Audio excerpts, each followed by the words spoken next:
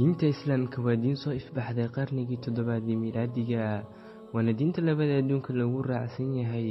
waxaa raacsiisan tiro gaaraysa 2 bilyan. waa wax xiiso leh in la ogaado in macnahaan ay jirto hal wadan oo adduunka ah oo aan lahayn dad muslimiin ah.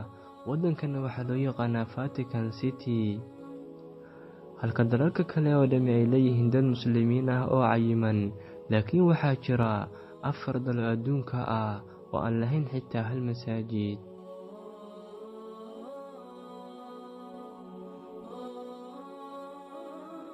magaalada Vatican City waa wadan ku yaala Yurub. wadanka wuxuu gebi ahaanba ku wareegsan yahay Roma, Italy, wuxuuna caan ku yahay madaxafyada farshaxanadii hore ee Roomaanka, kaniisadaha iyo hoolka weyn ee shirarka.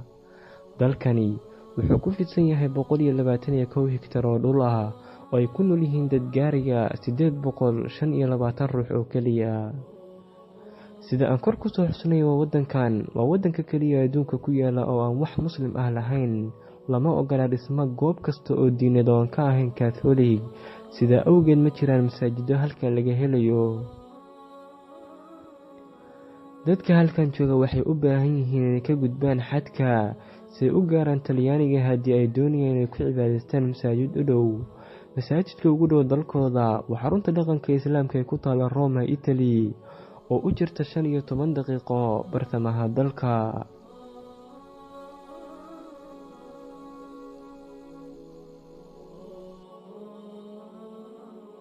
San Marino waa wadan yar oo ku yaala Yurub. waxay ku taalaa xeebta Talyaaniga, waxayna caan ku tahay buuraha dhaadheer, dhismayaasha xuska mudan agtooda iyo kaniisadaha. halkan waxaa jooga ku dhawaad 34,000 oo qof, kuwaasoo eber labo dadku yihiin muslimiin. ma jiraan masaajida wadankan ku yaalo sababtoo ah runtii tirada dadka oo ka yar ku dhawaad 7 shakhsi keliya iyo siyaasiyiintooda oo ay madax madhay islaam nacaybku, taasoo sababtay in laga helin San Marino wax masaajid ah. dadka halkan jooga waxay u baahan yihiin inay ka gudbaan xadka si ay u gaaraan Talyaaniga haddii ay doonayaan inay booqdaan masaajid u dhow. masaajidka ugu dhow dalkooda waa Central Islamic Cultural Rimini oo ku taala magaalada Rimini ee Italy, oo kaliya 30 daqiiqo u jirta bartamaha dalka.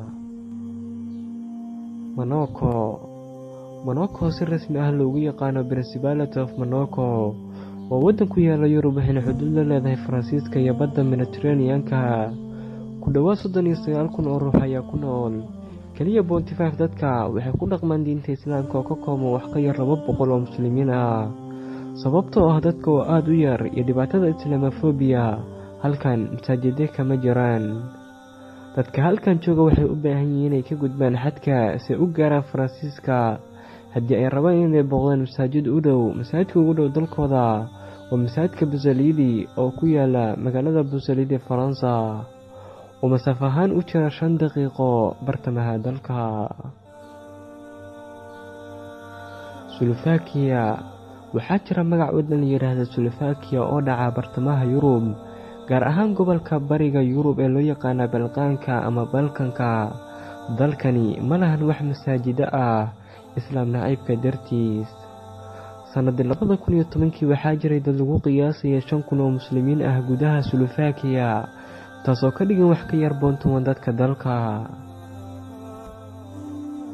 inta badan muslimiinta ku nool Slovakia waa qaxooti ka mid Yugoslaafiyadii hore, Bosniyaanka iyo Albaaniyiinta, tiro arday Carab iyo shaqaale muhaajiriin ah oo ka kala yimid koonfurta iyo bartamaha qaaradweynta Aasiya. inta badan muslimiinta waxay ku nool yihiin caasimadda Bratislava. bulshooyinka yaryar ayaa sidoo kale ka jira magaalooyinka Košice iyo Martin. Slovakia waa dalkii ugu dambeeyay xubin ka ah Midowga Yurub oo aan lahayn masaajid. 7 Noofembar 2016 Slovakia waxay soo saartay sharci si wax ku ool ah uga soo horjeesanaya islaamka, helitaanka maqaam rasmi ah oo diineed. Slovakia waa dalka kaliya ka tirsan Midowga Yurub oo aan lahayn wax masaajid ah.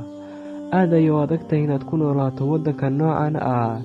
haddii aad ku noolaan lahaydna waa khatar, sababtoo ah inta badan siyaasiyiinta ayaa dhibana u ah islaam nacaybka. annaga iyo iyagaba waxaan ugu ducaynaynaa inuu eebbo qalbigooda uu fahansiiyo diinta islaamka.